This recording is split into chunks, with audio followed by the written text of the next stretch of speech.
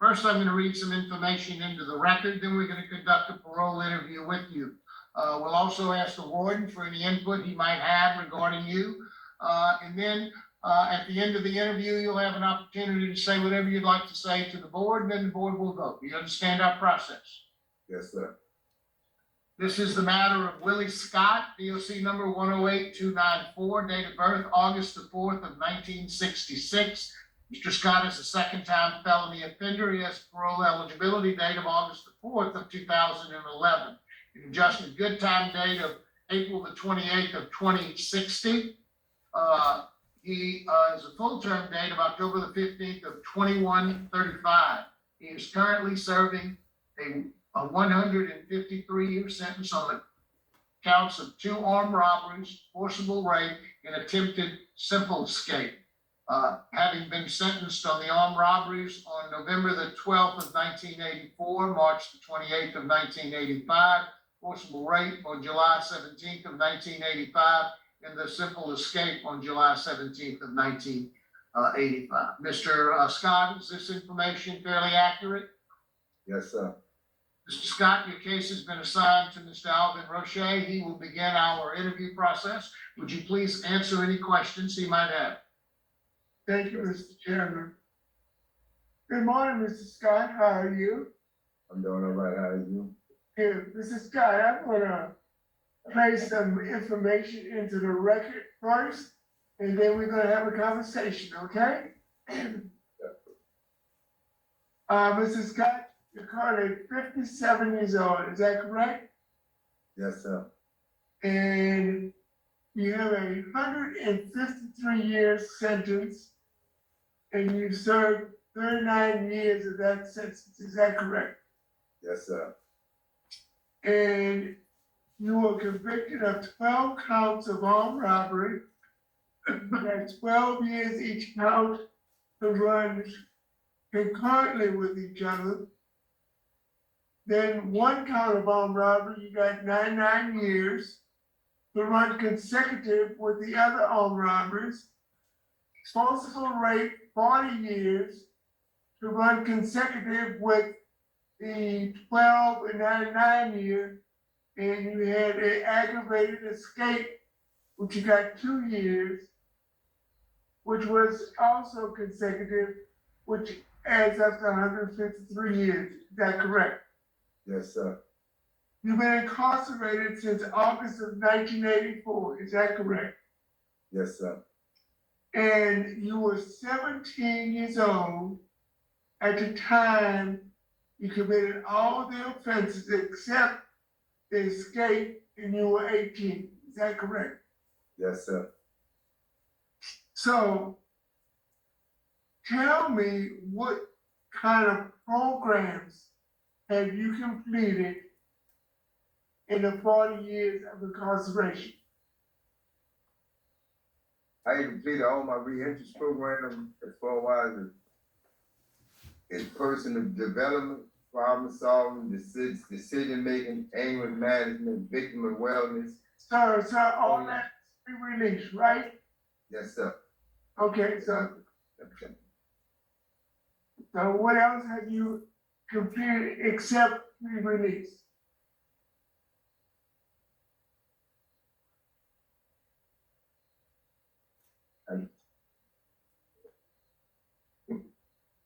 Okay, you finished the old version.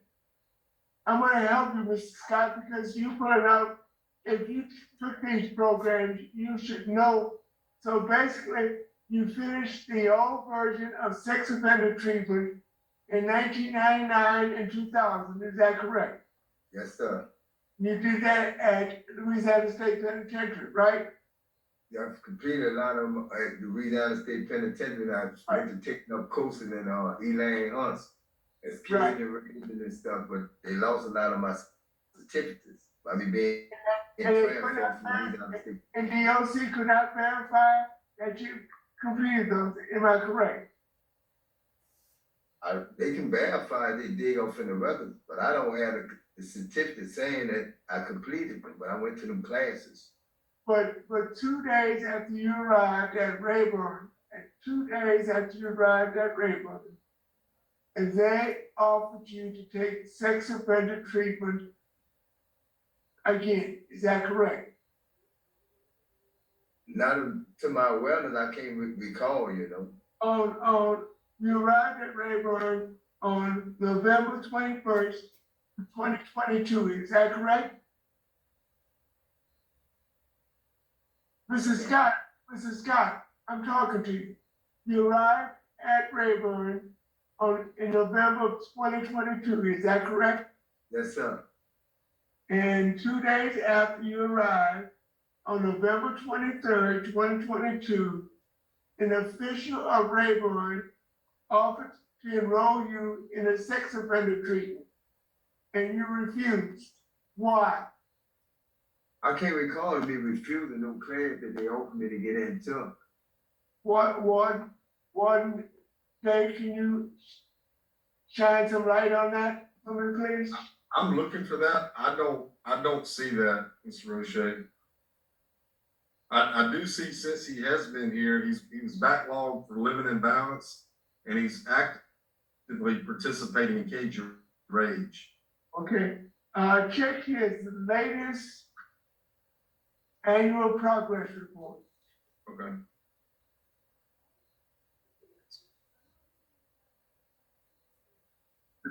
Both of those are in red. You see, both of them are in red.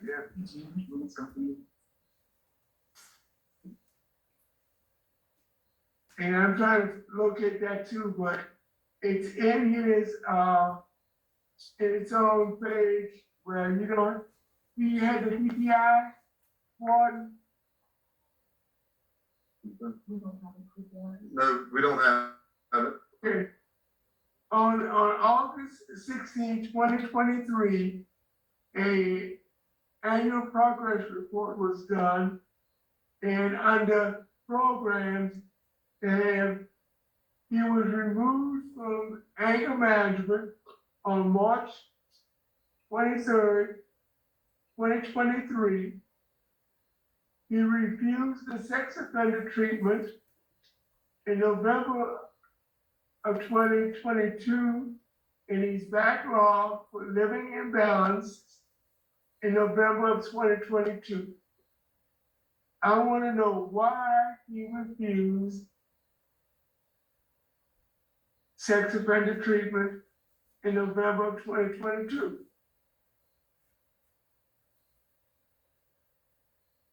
And it's in two places, and you have another summary of all of his programs, and it's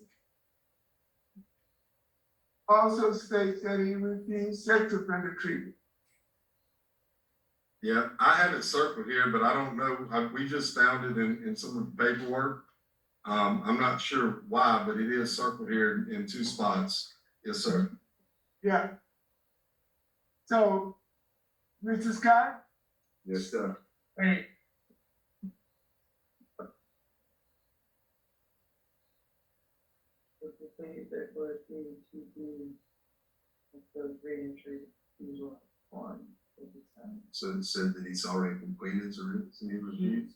He said he completed it already, which. Okay. was the- So basically, he didn't take it here because he told, the social worker that he had already completed the course. And he took the old version of sex offender treatment that only had 2 phases.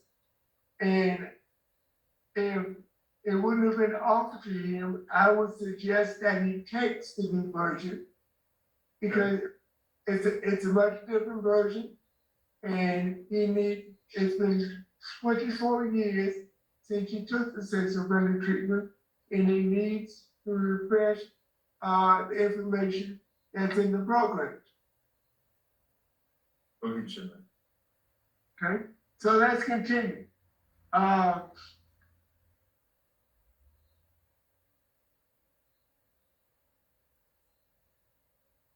Tell me, what's your current job and what do you do on a daily basis? I'm a cook. Now, how long have you been in the kitchen?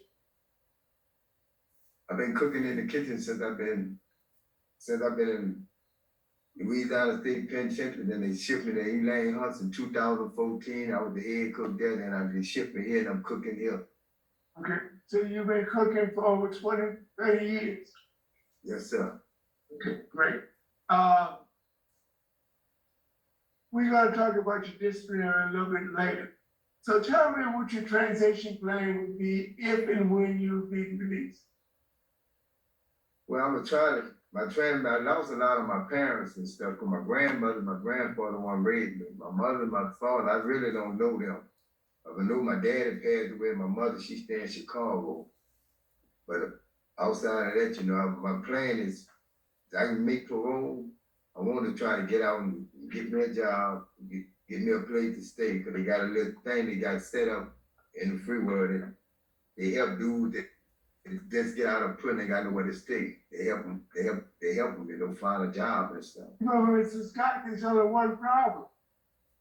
When you parole out, you have to have a place already lined up. That place needs to be examined and approved by probation and parole. And you need some semblance of a opportunity for employment. You have neither. You have no place to stay, and you have no idea what type of work you're gonna be doing. I talked to the clarification here and she was trying to get me certified in Chicago where my mother stayed at. Okay? I don't know how that turned out because she said she don't know they'll let me go there from Louisiana to the Chicago. If your mother lives there, Yes, sir. I don't think there should be a problem. That's where she stayed in Chicago, Illinois. So what you're saying is you'd like to go to live with your mother in Illinois. Yes, sir. Have you started the interstate compact? That what she was telling me about. She don't know they would do it, She don't know the parole board would let me go till that. And she never did notify me and get back with me on that. You need to initiate that process and have it approved and let us approve that so you can move to Illinois. Because at the time when I was trying to get all that did, they had set the board back on me. And that was in June. They made the second time they had set me back on the board. I think there was bad weather that day and our internet went down, but I remember because I was on the panel. Now,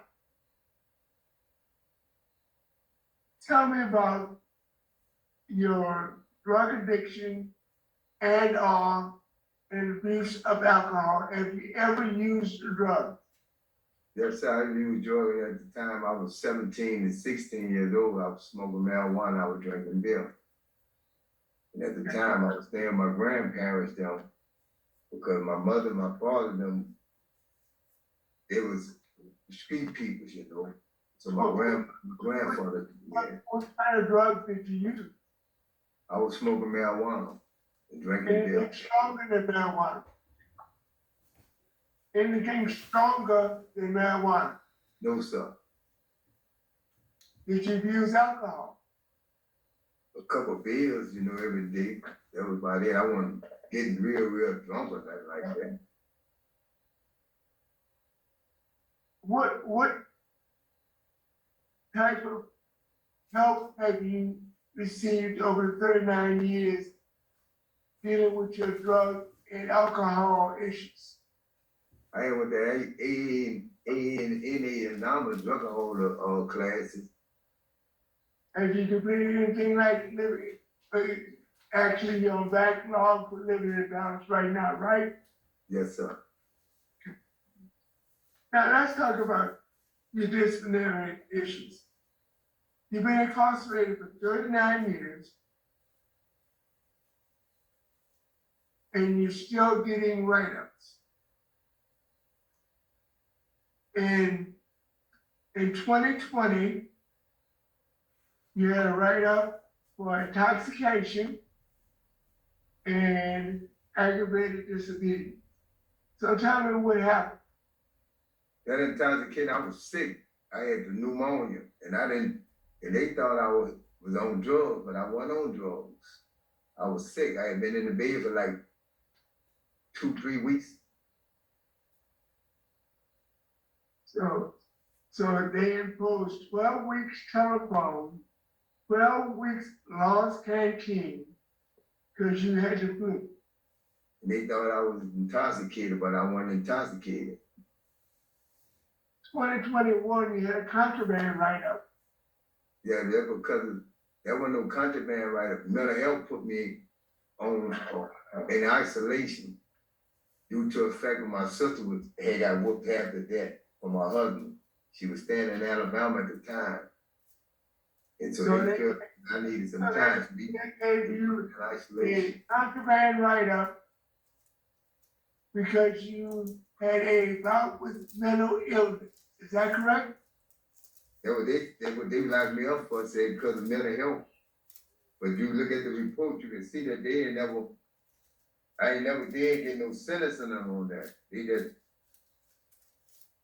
One day, do you have a copy of that write-up? What was the date of that write-up, Mr. Roche? August 15th, 2021. It went to disciplinary court on August 17th, 2021. Offender Willie Scott was on his bed.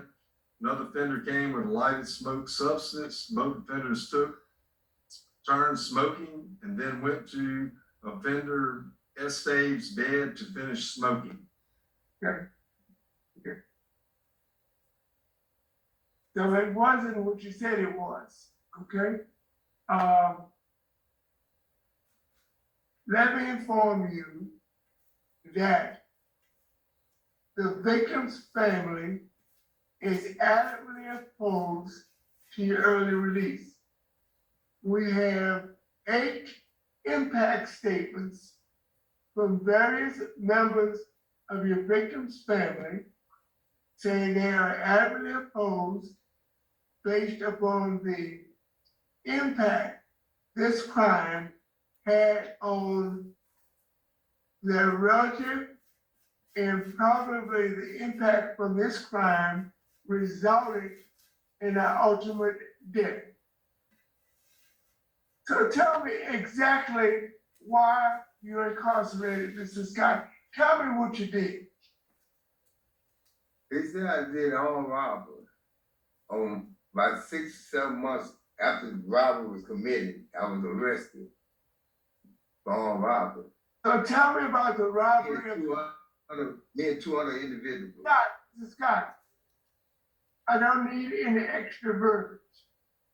Tell me about the robbery at 3 o'clock in the morning when a couple was coming from a party and you accosted them on the front porch and shoved both of them into the house, and tell me what happened on that occasion. On that occasion, I never did enter the house, but that's what I'm convicted for. And I've self full responsibility of the other charges. You didn't go in the house and tie up the husband, rob him of jewelry, $1,200 in cash, and then took the wife into a bedroom and you took turns, the 3 of you, and raped the victim over a period of hours. And then you left in the victim's car. That didn't happen. Yes, sir, that happened what I'm convicted for. That's what I've been in prison for all these years, yes.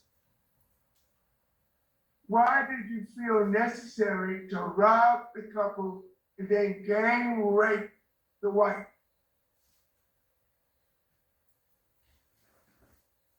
In that situation, like I just said earlier, I was 17 years old. The two people with me were way older than me. I never entered the house. I never went in the house. Yes, I'm committing and admitting to it that I'm fully aware of the charge. I'm fully aware of the crime. And I'm sorry for the victim. That's where I'm sorry for my people. I've never been in no trouble as a juvenile. You dig back in further in your paperwork and in my files, you'll see that. The two people with me, they're way older than me. They've been in prison. They've been in juvenile detentions and everything. I was there at the wrong place and at the wrong time. Thank you, Mr. Scott.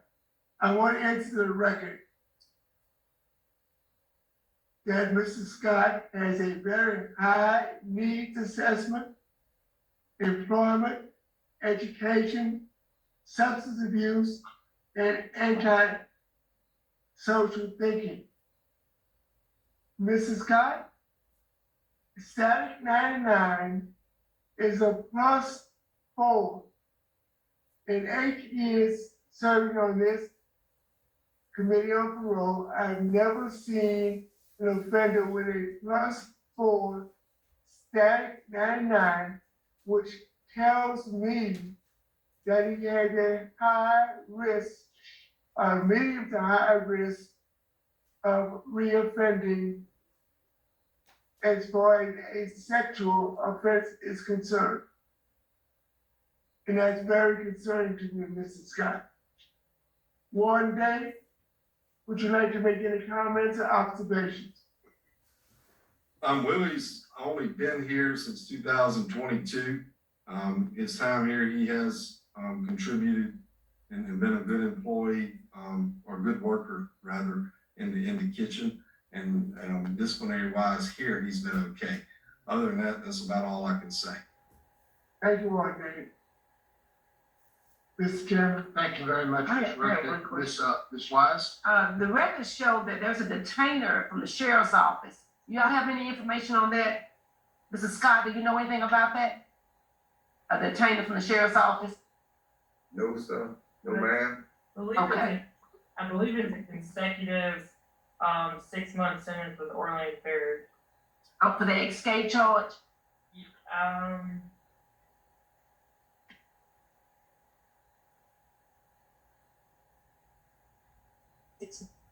To run consecutive 1467. That's for the escape charge? Okay, that's what it is. It's not for escape, it's 1467. I think that's some kind of like a theft or something like that. But what parish are you showing? Orleans Parish. Okay. Oh, so you didn't know, Mrs. Scott, you have another 6 months detainer on you. You were convicted of it, but they ran your 6 months paired prison time to run consecutive, so you have to do it after your DOC time, whenever you get out, no matter what. So he's already been convicted of it. Okay, all right, thank you, that clears that up, thank you. Thank you, Ms. Wise. Mr. Scott, is there anything you'd like to say before the board votes? I'm sorry for what I did, the crime that I committed. I feel deeply sorry for the victim. I feel sorry for my people, And I feel like at the time I was 17 years old. I'm 50-something years old now. I'm way more mature. I know right from wrong, serious. Dealing with wrong and doing this, what's right and what's wrong. And I was wrong at the time I did that. I was 17 years old. That's about all I could say. Yeah. Thank you very much, Mr. Scott. We appreciate your comments. Panel ready to vote? Yes, Ms. Rochette? Mr. Scott, based upon a disciplinary conduct that's unacceptable, based on adamant opposition from the victim's family, law enforcement opposition, a static 99 of +4, and basically, a very high needs assessment, you need additional programs. My vote is to deny your request. Thank you, Mr. Roche. Ms. Wise? Mrs. Scott, your offense is very disturbing, and the long-term impact on the victim is very disturbing. But like you said, you were 17, you can't go back, we can't go back, we're here today. For me, my vote is deny as well because of the nature of the offense and the impact of the crime on the victims and her family. But I urge you to reapply after you've completed all phases of the substance abuse, of the sex offender treatment program, and go ahead and make that application out of state and see if you have a better plan in place, if you are released. Best wishes to you, sir. Thank you very much, Ms. Wise. Mr. Scott, you have 2 votes to deny. My vote likewise would be the same. You've been encouraged to take the sex offender treatment program and to get a better plan for your transition. Good luck to you, sir.